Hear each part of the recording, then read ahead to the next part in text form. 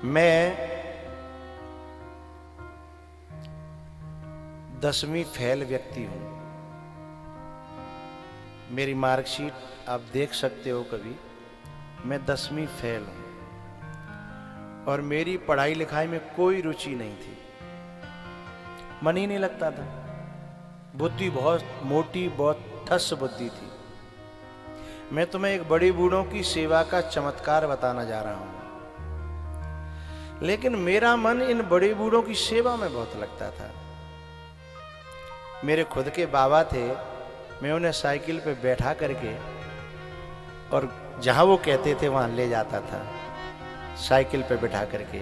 वो कहते थे मां सत्संग में चलना है, मैंने चलो बाबा। बोले वहां चलना है, मंदिर पे चलना है, मैंने चलो बाबा। बोले मां कथा है रही है फलानी जगह, मैं चलो बाबा।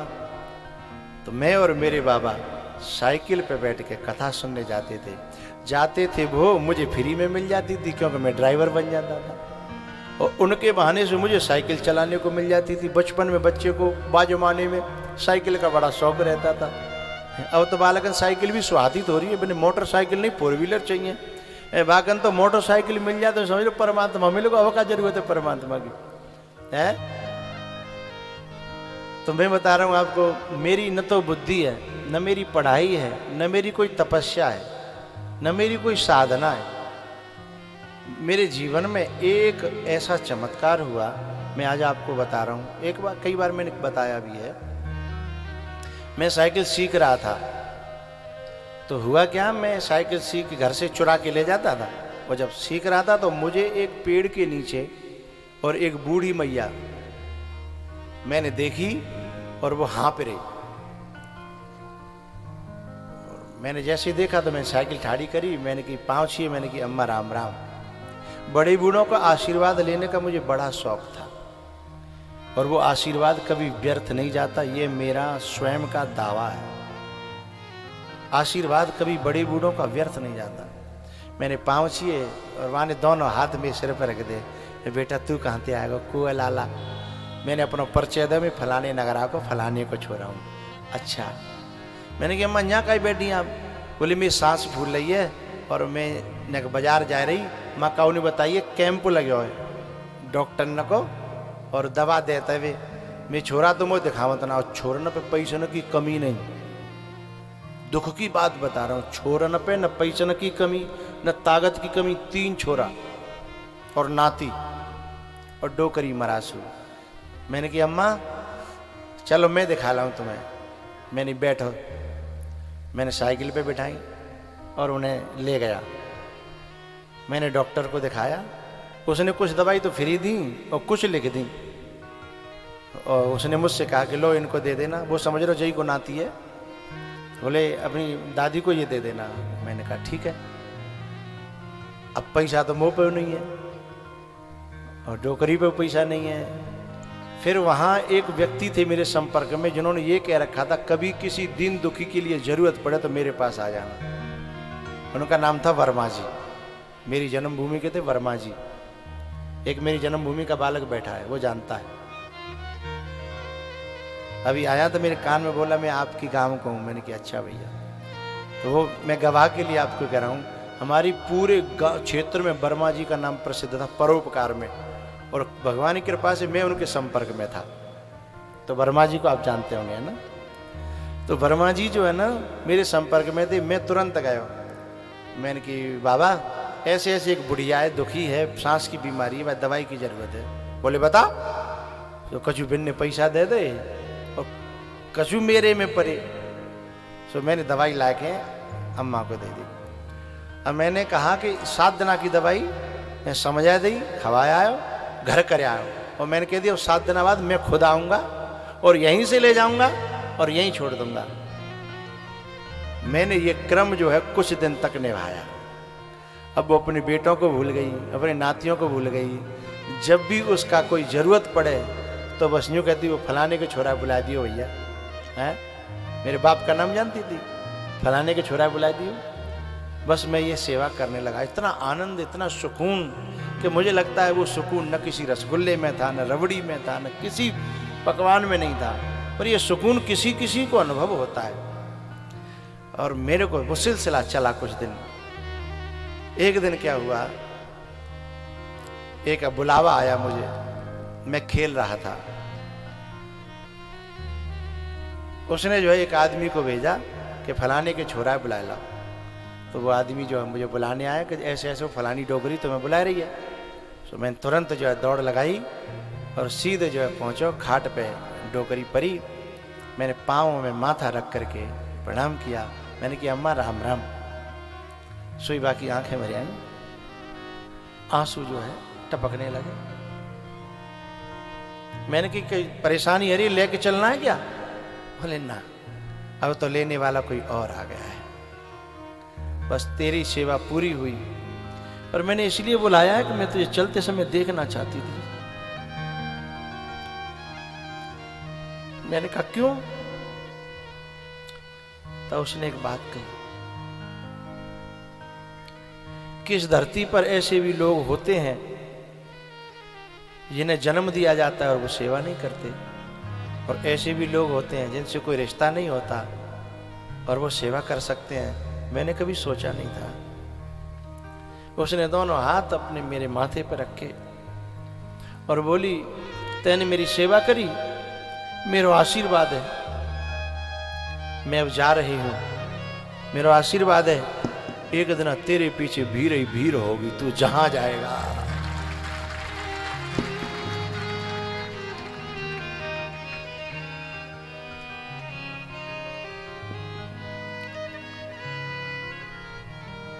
और वो डोकरी लुढ़क गई। आखिरी वचन था उसका।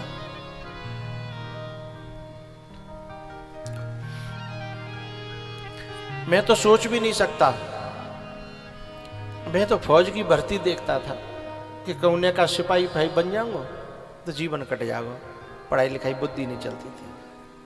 लेकिन जब उसका आशीर्वाद मिला, ऐसे संयोग बने, और आप सब लोग जानते हैं कि उसका आशीर्वाद ऐसा संग रहता है कि मैंने मनोना के बेहड़ में कथा करी, जहां दूर दूर तक गांव नहीं, वहां भी भीड़ का पार नहीं था। मुझे जहां चैलेंज किया गया कि यहां 100 से ज्यादा आदमी कब ना आए, मैंने कहा आप चिंता मत करो, पांडाल लगाओ। मुझे अपना कोई बल नहीं है, मैं जानता ही नहीं।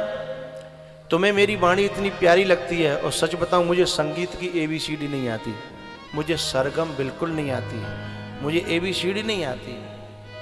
लेकिन किसी का आशीर्वाद जब संग रहता है ना, तो सारी विद्याएं फिर प्रकट होने लगती हैं, सारी दुनिया का प्यार मिलने लगता है। तो मेरा कहना है इन सब उन औलादों से कि दुनिया की बड़ी बूढ़ी की सेवा न कर सको तो कम से कम जिन्होंने तुम्हें जन्म दिया, जिन्होंने तुम्हें पाला, जिन्होंने तुम्हें पढ़ाया, जिन्होंने तुम्हें दूध पिलाया, कम से कम विनय को आशीर्वाद ले लो। और ये आशीर्वाद कभी बेकार नहीं जाता, ये मैं व्यासपीठ से आपसे कह रहा हूं, ये आशीर्वाद हमेशा काम आता है।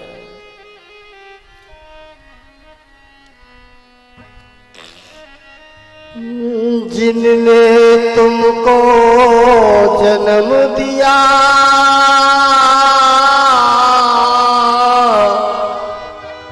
उस माँ को कैसे भूल गया। पाल पोस कर बड़ा किया, उस पिता को कैसे भूल गया। यदि माँ कछु समझावे तो का कहतो छोरा, हे बाबरी ये तू तो है अकल इतना पढ़ी लिखी इतना है, तू इतनो बड़ो कर दो, इतनी अकल काफी है। तू कौने बड़ो करो, तू कौने ठीक करो जब बीमार भयो, जब भूख लगी तो तेई दिल की बात पढ़ लगी कि भूख लग रही है, तो कितनी पढ़ी लिखी है वो, लेकिन तेरी बुद्धि मारी गई है ना, इसलिए तो नबा को प्रेम दिखाई दे, नबा की सेवा, नबा को त्याग है। अपनी दवाई खाए वो भूल जाती, पर तेरी टाइम से टाइम देती थी है। अपनो बिस्तर सुखाए वो भूल जाती, लेकिन तेरे बिस्तर हमेशा सुखाए। खुद को नहाए वो भूल गई, है, लेकिन तोय मालिश कर करके नवायो, मालिश कर करके तेल की। और अब तू कहतो है कि बुद्धि मारी गई है, अकल नहीं है, बावरी है गई है। अरे अकल के अंधे तो तू है गो है, तुझे उसकी सेवा दिखाई नहीं देती, अब तुझा अहंकार फटा पड़ रहा है। उंगली पकड़ कर चलना सिखाया, भूखे रह कर तुझको खिलाया, कष्ट कभी भी आया तुझ पर, हर पल तेरा साथ निभाया, हर पल तेरा साथ निभाया। सब रिश्ते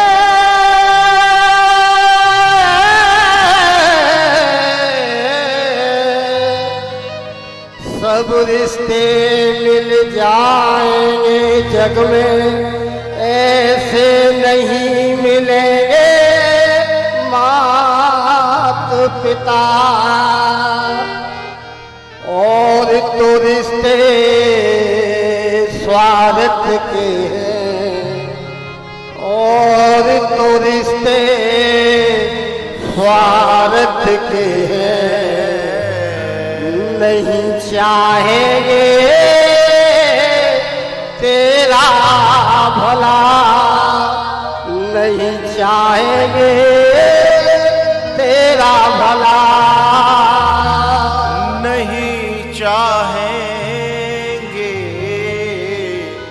तेरा भला। ये माँ तो जिस मंदिर में जाती है अपने लिए कुछ नहीं मांगती, मेरा छोरा बढ़ जाए, मेरा छोरा बड़ो हो जाए, मेरा छोरा पढ़ जाए, मेरे छोरा की नौकरी लग जाए, मेरे छोरा को ब्याह हो जाए, ब्याह होगा तो बालक है जाए। अरे पूरी जिंदगी मंदिरों में तेरे लिए ही डोली है, तेरे लिए। अरे मैंने तो आज तक जितनी माएँ देखी है ना, वो तो काऊ माँ ने न्यो ना कही कि बाबा मेरे लिए जे है जाए, आज तक काऊ माँ ने ना कही मेरे बेटा को जे है जाए, मेरी बहू को जे है जाए। मैंने ऐसे ऐसे बाप देखे हैं कि अपने बेटा के लिए कोट और पैंट और जूता लेके आ रहा हूं, और कोट पैंट जूता बालक के देखे, और जैसे ही बाने घर में आके अपना कुर्ता उतारे हो, सब भीतर की बनियान पीठ पे थे पूरी फटी फटाई, पूरी पीठ दिख रही। और छोरा के लिए काल आयो कोट पैंट और मुंडा जूता, अपनी पनैया कम से कम 3 जगह ते गठी गठाई है। और छोरा के लिए खुद के लिए कबू साइकिल ना ली, पर छोरा के लिए। और ऐसे दानी और दातार और निस्वार्थ सेवा करने वाले। और पता है बड़े बूढ़े तो बुढ़ापे में यूं ना कहते कि मैं सेवा करे, वे तो यूं कहते हाथ पांव चल रहे हैं, बस तुम ठीक रहो, ने को बोलो ठीक ठाक, ने भैया प्यार ते रह लो, मेरे पास बैठ लो कर, ने 2 मिनट बतरा लो कर, है इतनी में भाई तो हाथ में भर जाते हैं। बड़ी बूढ़ी ने को कहवो जी है, लेकिन भाई तो जहर लगता है।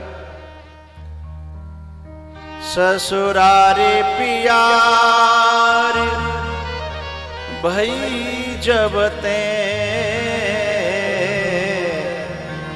रिपुरूप कुटुंब भय तब ते। ये जो नई नई बहुएं आती हैं ना, और वो जब अपने पति को बार बार कान पे लगी रहती हैं कि न्यारी होनो न्यारी होनो न्यारी होनो, उन ऐसी बहुओं को नरक में भी जगह नहीं मिलती, ध्यान रखिएगा।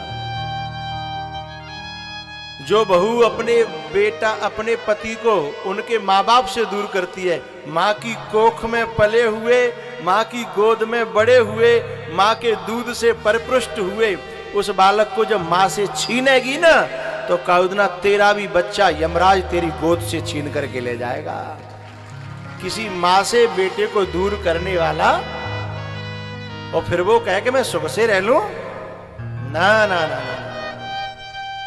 इसलिए वो बहू आदरणीय है, वो बहू सम्माननीय है, वो बहू वाकई सराहनीय है।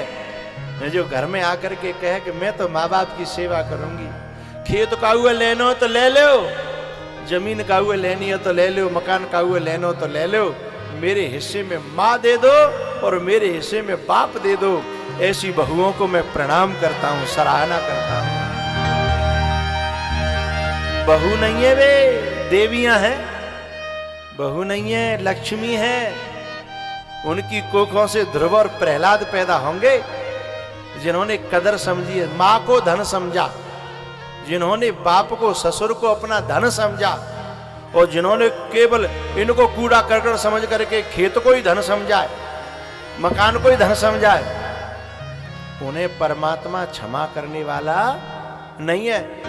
तो उन बहुओं से मैं प्रार्थना करना चाहता हूं, किसी से किसी का बेटा मत छीनना, किसी से किसी की मां को दूर मत करना।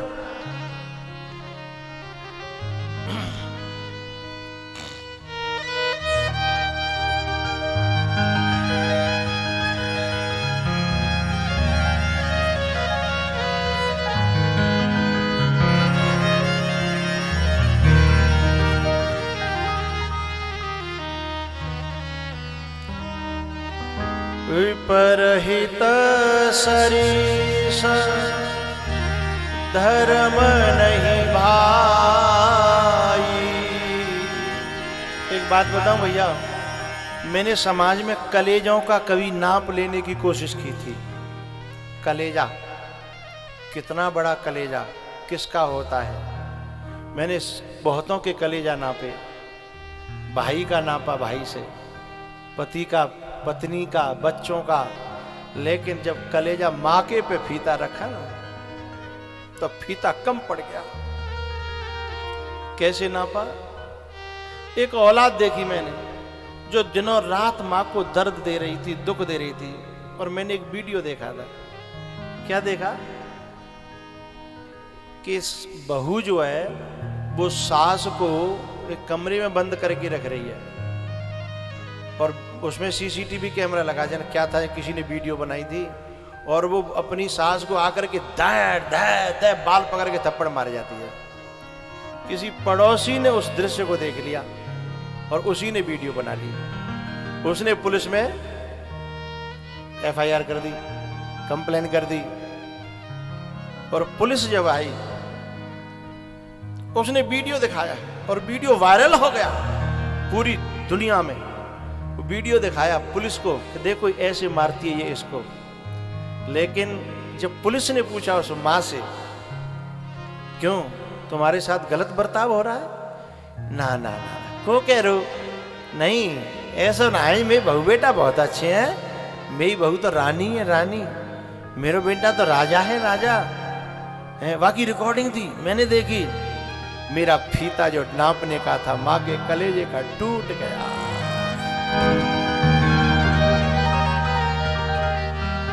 अपने बुरे से बुरे बेटे को भी ये न कह पाई कि मेरा बेटा खराब है। बुरी से बुरी बहू को भी, क्यों, जिन्हें पुलिस पकड़ जाएगी तो जिन्हें दर्द होगा, ये पकड़े जाएंगे, जिनकी बुराई होगी, जिनकी बदनामी होगी, है इतना बड़ा कलेजा किसका हो सकता है। एक बार मैंने फिर फीता से नापा माँ का कलेजा। क्या हुआ, बेटा और बहू 15 साल के छोड़ के चले गए, और ये मर रहे हैं कि जी रहे हैं, जबकि माँ ने अपने सब बेच बाच के लगाया था बेटा की पढ़ाई में, और पढ़े के बाद माँ लव मैरिज कर ली, माँ से नाता तोड़ दिया। 15-20 साल रह गए। लेकिन पता हो माँ क्या कहती है भगवान के दरबार में जाके, हे प्रभु मेरा बेटा है ना, जहां रहे सुखी रहे, ऐसे बेटा के लिए ऐसी दुआ करना, कोई छोटे मोटे कलेजे की निशानी नहीं हो सकती। ऐसा बेटा जहां रहे सुखी रहे, मैं जय के लिए व्रत रख रही हूं। ऐसा कलेजा कहां से लाओगे रे? पैसा से मिलेगा? तपस्या से मिलेगा? नहीं मिलेगा, क्योंकि इस कलेजे में, मां के कलेजे में परमात्मा बसता है, ईश्वर का निवास होता है। तो प्यारेओ, मैंने जो अपनी एक घटना सुनाई उसका इतना ही केवल कहना है कि यदि तुम्हें काऊ बड़े बूढ़े की सेवा मिल जाए, यदि अपने मर गए हैं तो, और यदि तुम में ताकत है तो अपने ने क्यों करो, और मिल जाए तो 10 20 50 बाहर के ने क्यों कर लो हैं? उनकी जो दुआएं मिलेंगी तुम्हें काऊ तपस्या की जरूरत नहीं है। मैं तुम्हारे सामने साक्षात प्रमाण बैठा हूं, किसी तपस्या की जरूरत नहीं है। यहां मेरे बहुत पुराने श्रोता बैठे होंगे। एक बार कम से कम 20 साल पहले की बात है, आगरा में ईदगाह पे एक कथा कराने वाली टीम आई। उस कथा कराने वाली टीम ने ईदगाह बस स्टैंड है, वहां पर एक जो है सत्संग हॉल है काककुटी के नाम से, तो वो कथा कराने के लिए आए। उनका एक हॉल था बहुत बड़ा, तो मैंने उनसे कही कि जा हॉल में कथा मत रखो, कथा बाहर कराओ, पांडाल लगाएंगे। बोले क्यों, हम सदा से इसी में कथा कराते हैं। मैंने कहा तुमने और न की कथा कराई होगी, मेरी भीड़ जामे नहीं बनेगी। अरे बोले तुम कोई अलग से उतर के आए होगा कहूँ आसमान थे, यहाँ बड़े बड़े महात्मा, बड़े बड़े संत और कथावाचन के नाम गिनाए थे, बड़े बड़े संत और बड़े बड़े महात्मा जहाँ कथा कर गए, और पूरा तो छोड़ो आधो ना भरे हो कबू। मैंने कही ठीक है भैया। मैंने कही जब भरेगो और जगह न रही तो कहा करोगे? बोले तुम कहोगे सो। अभी तो कहवे भाई बात नहीं, तुम कहोगे सो क्या। तो ये बच्चे गवाह हैं, ये मुकेश है, जब ये सब लोग ये नहीं थे तब ये था, ये गवाह हैं इस बात की, पूछिएगा बाद में। फिर उसमें कथा हुई और इतनी भीड़ हुई, जब मैं शुरुआत कर रहा था, उस समय की बात है, मेरी शुरुआत थी 20 साल पहले, कि वो छकाछक भर गया, उसमें बैठने को जगह नहीं। उसके बाहर जनता बैठी, फिर बाहर LCD लगानी पड़ी, जब LCD चलती नहीं थी, लेकिन उस समय लगानी पड़ी, और उसके हॉल के बाहर और इधर उधर फिर माइक लगाने पड़े बाहर हैं। तब भी आके पाँव ने मेरे महाराज जी क्षमा करना, हमको पता नहीं था। मैंने कि पता नहीं तो मान तो लेते कम से कम है, या तो भाई जाने या फिर कहू की माने, न तो तुम जानने और न कहू की मानने, यही तो बात गलत है। लेकिन इसमें मेरी कोई महानता न थी, मुझे मेरी उस बूढ़ी माँ के आशीर्वाद पर पूरा का पूरा भरोसा था।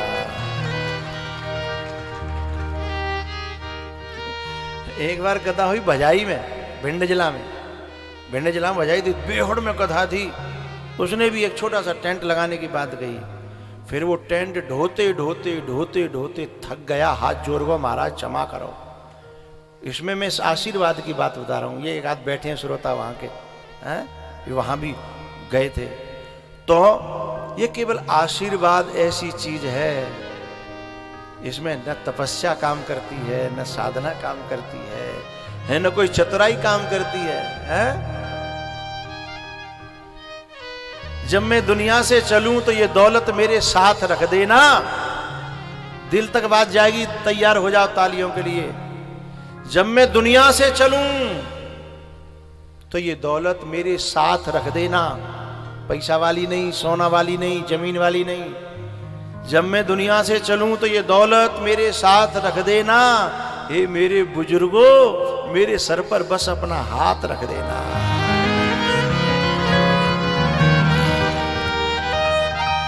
ये सांची दौलत है जो यहां भी काम आएगी और वहां भी काम आएगी। और मैं आपको क्या कहूं, और भैया बड़े बूढ़े और मेरे बच्चे हो, मैं बस इतना कहूंगा, पहले जमाने में चिट्ठी लिखता है, अब तो चिट्ठी बंद है कहीं, तो पूरी चिट्ठी लिख के पीछे ते नीचे ते यूं लिखता है, मेरे थोड़े लिखे को बहुत समझना है, इसलिए मेरे थोड़े कहे को बहुत समझना।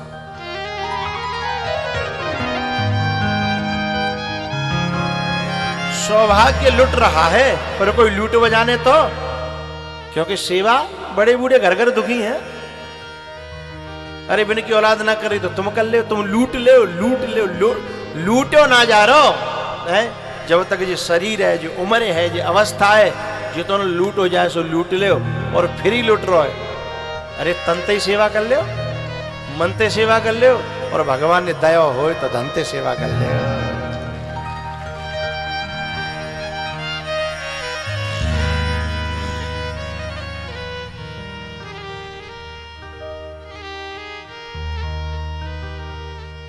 परहित सरिस धर्म नहीं भाई, पर पीढ़ा सम नहीं अधमाई, पर पीढ़ा सम नहीं अधमाई। प्यारियों, बाद में केवल रोना रह जाता है। ये मेरा शिष्य है, ये सुभाष, इनकी कथा होनी थी। इसका बड़ा ख्वाब था कि मेरे पिताजी भी और मेरी माताजी भी दोनों परीक्षित बनेंगे। बड़ी मनौती थी। मैं ये कहना चाहता हूं कि जिसके जीवन में नहीं रहते हैं, जिसके जीवन में माँ बाप नहीं है, उनसे पूछो क्योंकि पानी जब तक रहता है ना, तब तक पानी की कदर नहीं होती। जब मैं इससे मिला, जब पिताजी नहीं रहे, तो क्या पिताजी या माताजी? पिताजी है ना, माताजी, हाँ, माताजी नहीं रही तो बस रो करके एक ही बात बोला, मेरी आखिरी इच्छा थी कि पिताजी माताजी दोनों परीक्षित बनते हैं। प्यारे हो, ये अच्छे काम जल्दी से जल्दी जो कर लेगा ना, वो व्यक्ति कुछ कमा लेगा, क्योंकि समय का कोई भरोसा नहीं है, समय का पता नहीं है। अपने आंचल को आंसुओं से भिगोती ही चली जाती है, अपने आंचल को आंसुओं से भिगोती ही चली जाती है।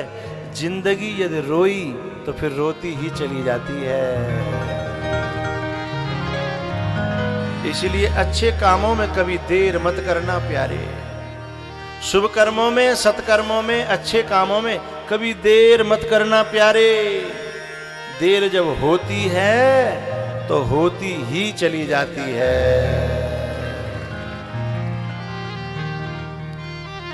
भैया, बात इस पे चली थी कि जीवन परमात्मा का दिया हुआ है और हमने झोंक दिया संसार के लिए, हमने दुनिया में झोंक दिया।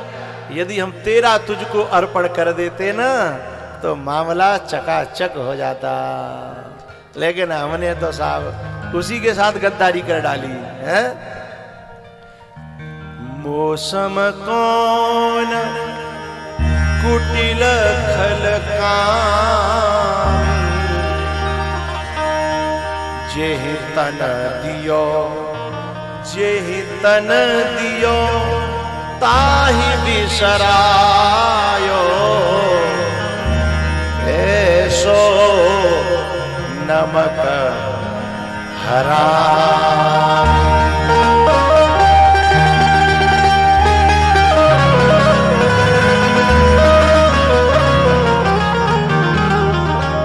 हमारे जन्म के दाता दो हैं, एक तो माता पिता और एक जगत पिता। ये दोनों का दिया हुआ जीवन है और हम दोनों के साथ ही गद्दारी कर देते हैं। इसलिए जन्म जन्म का अपना भविष्य नष्ट कर लेते हैं।